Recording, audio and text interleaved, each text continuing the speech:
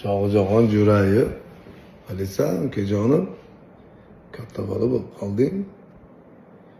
Kecha menga intervyu jo'natishibdi. Men san oldinga borib kechirim so'raganman. Men uzr so'rabman sendan. Sen g'alatiroqmisan yoki yosh bolamisan? O'zing kelding. Assalomu alaykum akajon deb kelding. Saloming bo'lgani uchun men bilan sen bilan so'rashdim ukam. Men Rabbimsan, sendan kechirim so'rash emas.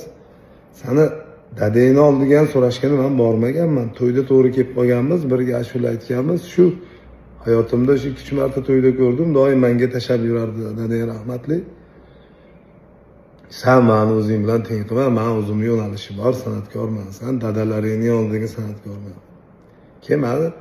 Sen salar gapiryapsan, men sen dadangdan sal kichkinaman xolos. Meni dada degan, aka degan men ukam.